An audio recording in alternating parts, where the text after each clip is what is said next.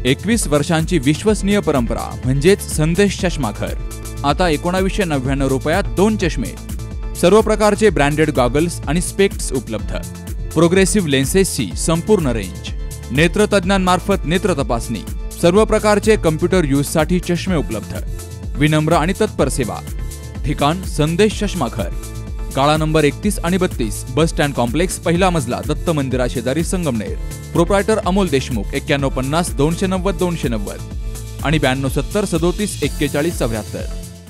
काय करायची करून घे जा। बरं बरं ठीक आहे चल ना, निघ। हां ठीक आहे, चला चल रे बोगस। चल बाळा। ओ दादा ओ नगर येथील महिला विकास सामाजिक संस्था गेली अनेक वर्षांपासून महिलांवर होणाऱ्या अन्याय अत्याचारासंदर्भात आवाज उठवतीये, त्यांना न्याय मिळवून देण्यासाठी काम करतीये। सोनेवाडी येथील विमल रोहिदास बोरगे ह्या सध्या सिद्धार्थनगर या ठिकाणी राहत आहेत। तर रोहिदास बोरगे यांनी दुसरं लग्न केल्यामुळं ते सांभाळ करत नसल्यानं सध्या विमल बोरगे यांच्यावर उपासमारीची वेळ आली आहे। आईवडिलांकडे गेली अनेक वर्षांपासून त्या राहत आहेत। त्यांच्या आईवडिलांनी मोलमजुरी करून विमल बोरगे यांचा सांभाळ केला, मात्र आईवडिलांचा मृत्यू झाल्यामुळं त्यांच्यावर उपासमारीची वेळ आली आहे। 4 जुलै 2024ला संस्थेच्या अध्यक्ष मनोरमा बुलाखे, वैभव बुलाखे हे सोनेवाडी येथे त्यांच्या गावी गेले असताना रोहिदास बोरगे यांची माहिती घेत असताना रोहिदास बोरगे यांच्या दुसऱ्या पत्नीचा मुलगा विनोद बोरगे पोलीस खात्यामध्ये नोकरी करत असल्यानं खाकी वर्दीचा फायदा घेऊन अर्वाच्य भाषेत शिवीगाळ करून त्यानं संस्थेच्या अध्यक्ष मनोरमा बुलाखे यांच्या साडीचा पदर ओढण्याचा प्रयत्न केला। त्यावेळी मोबाईलमध्ये चित्रीकरण करण्याचा प्रयत्न केला असताना मोबाईल हिसकावून घेऊन मुलाला जिवे मारण्याची धमकी दिली आणि यामुळे विनोद बोरगे याच्यावर भिंगार पोलीस ठाण्यामध्ये गुन्हा दाखल करण्यासाठी गेले असता पोलिसांनी साधी NCR देखील दाखल करून घेतली नाही। तर पोलिसांनी त्यांच्यावर 354 प्रमाणे गुन्हा दाखल करावा अशी मागणी संस्थेच्या अध्यक्ष मनोरमा बुलाखे यांनी केली आहे। आजीबाई विमल रोहिदास बोरगे यांची माझी भेट एका बाजारच्या ठिकाणी झाली, दिल्ली गेट या ठिकाणी। त्यांनी मला त्यांची सविस्तर काही माहिती दिली आणि त्यानंतर त्या माझ्या संस्थेच्या ठिकाणी आल्या। मला त्यांनी एक अर्ज दिला। त्या अर्जामधून त्यांनी काही गोष्टी नमूद केल्या की त्यांचे पती आजही हयातीत असून त्यांच्याकडे लक्ष देत नाहीत। त्यांचा पुनर्वसनासाठी किंवा त्यांची जी परिस्थिती आहे त्या गोष्टीकडे ते लक्ष न देता ते फक्त स्वतःच्या गोष्टीकडे लक्ष देत आहेत। जसं आता मी स्वतः पाहणी केली सोनेवाडी या ठिकाणी जाऊन, तर तिथे पाहिलं तर त्यांचं व्यवस्थित आहे, परंतु ह्या महिलेकडे ह्या विमल बोरगे आहेत यांच्याकडे कोण लक्ष देणार?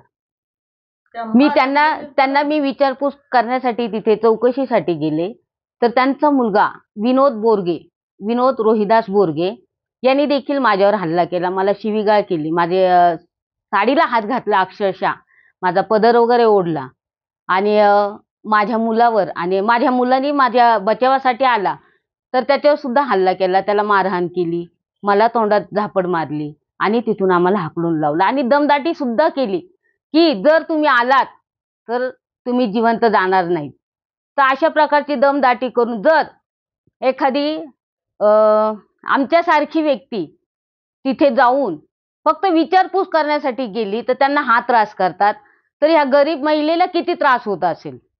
आज 40-45 वर्ष झाले ते आजी म्हणतायत माझ्याकडे लक्ष देत नाहीत, त्यांचा उदरनिर्वाह कसा होत असेल, या सगळ्या गोष्टीची पाहणी करण्यात यावी। आणि हे सगळं घडले असताना मी भिंगार पोलीस स्टेशनला गेले, तिथे केस नोंदवावी म्हणून तिथे गेले, परंतु तिथे त्यांनी केस घेतली नाही। तर अशा प्रकारे आणि जी व्यक्ती आहे विनोद रोहिदास बोरगे ही व्यक्ती पोलीस खात्यात कार्यरत आहे, म्हणजे एक पोलीस खात्याचं थोडक्यात त्यांनी वर्चस्व गाजवलेलं आहे। मग अशा याच्यामध्ये न्याय कुठे राहिलाय? जर न्यायाचीच व्यक्ती जर लोकांवर अन्याय करते, आता मी एक संस्था अध्यक्ष आहे, माझ्यासारख्यावर जर त्यांनी अन्याय केलाय तर सहज आणि 101% की ह्या महिलेवर देखील आज अन्याय होत आहे। ह्या अन्याय 2024 मध्ये मी DSP साहेबांना अर्ज केला, मला वाटलं तिथून मला न्याय मिळेल, परंतु अद्याप मला कुठूनही काही न्याय मिळाला नाही। मला न्याय मिळाला नाही म्हणजे याचा अर्थ विमल बोरगे यांना देखील न्याय मिळालेला नाही. तर माझी अपेक्षा आहे की न्याय देण्यात यावा, लवकरात लवकर न्याय देण्यात यावा. आणि मी त्यांनी जो आज एखाद्या स्त्रीला वस्त्रहीन करण्याचं बघितलेलं आहे, म्हणजे पदराला हात घालणं म्हणजे साधारण गोष्ट नाहीये.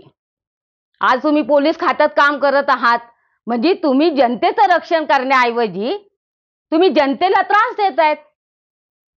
जी खाकी वर्दी तुम्हाला जनतेचं रक्षण करण्यासाठी दिली, ते रक्षण न करता तुम्ही त्यांना त्रास देताय, त्यांना विवस्त्र करण्याचा प्रयत्न करताय. याचा अर्थ काय? मग तिथं ती नेहमी येतेच ना. आमचा त्या आण्याच्या तिथं ते आमचा भाऊ, हे माझा मालक, ते मागून ती बाया केलेली त्यांचेच कोण नात्यात आहे, ते अनिलच्या तिथं येतात ना ते नेहमी. काय त्रास वगैरे देतील का तुम्हाला ते? जवळच आहे शेजारी घर. मी ते दिवशी असे दळण करीते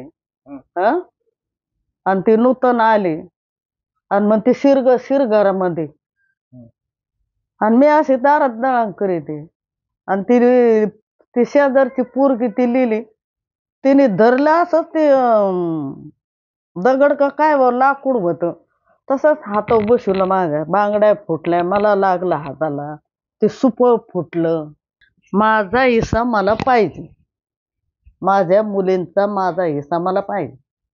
हे नाही लग्नाची, नाही 4 माणसातले, गावातल्या माणसांनी मला करून आणलंय. त्या गावात मी राहिले, 4 लेकरं होसूर मी त्रास भोगलाय आणि वनवास काढलाय. बामणीची मुलगी आहे का, मग ते पाहुणा ती पोरगी खायला प्यायला कसं धान्य तोन्य देते. काय चरस मधल्या पोरी त्या काय सांगू तुला, परवडा त्या बापाला माहिती. आता तुमची खाण्यापिण्याची व्यवस्था चांगली का? आता या पावसा पाण्यामुळं त्यांनाच काम नाही, धंदे नाही, त्या पोरीची तारमळ. आता तुमच्या पतीकडून तुमची मागणी काय? माझा हिस्सा, माझ्या मुलींचा आणि माझा हिस्सा मला पाहिजे. माझे 2 तर मारले यांनी. लेकरांना सांभाळलं नाही, मला सांभाळलं नाही. मी 4 लेकराचे आहे, मग आता माझे 2 आहेत. माझ्याकडून काय जर चुकलं असतं किंवा माझी चूक असती तर परमेश्वराने मला जिवंत ठेवलं नसतं. ह्या लेकरांचा टळटळाट मला लागलं असतं, कारण की मी सांभाळलं नाही म्हणून त्यांना. पण नाही, ह्या लेकरांसाठी एवढा वनवास मी भोगलाय आणि अजूनपर्यंत त्रास काढते. ते परमेश्वरा मला पुरं माझं आयुष्य गेलं, पण आता माझ्या लेकराचा माझा तारा मला दे बाबा. तू अजून लाखांनी बायका करत सुखी राहा. माझ्यावर उपासमारीची वेळ आली आहे. माझे पती रोहिदास बोरगे यांच्या प्रॉपर्टीतील मुलींच्या नावाचा हिस्सा आणि उदरनिर्वाहासाठी आर्थिक मदत करण्याची मागणी अन्यायग्रस्त विमल रोहिदास बोरगे यांनी केली आहे. Shubham Pacharne, C News Marathi, Ahmednagar. ठाणे, मुंबई, कोल्हापूर, कल्याण नंतर आता संगमनेरमध्ये सुरू झाले 1 ग्रॅम सोन्याचे दागिने आणि इमिटेशन ज्वेलरीचं अद्ययावत दालन. गोल्ड पॉलिश ज्वेलरी, पारंपरिक दागिने, मोत्यांचे दागिने, लग्नासाठीचे विशेष दागिने, बांगड्या आणि इतर बरंच काही. सर्व प्रकारची इमिटेशन ज्वेलरी आणि दागिने उपलब्ध असलेलं भव्य शोरूम संगमनेर शहरातील मोमीनपुरा चौकात. आमच्याकडील कलात्मक दागिने खुलवणार तुमचं सौंदर्य. तेव्हा एक वेळ अवश्य भेट द्या. जयश्री कलेक्शन, मोमीनपुरा चौक, संगमनेर. संपर्क 9082 86 91 41.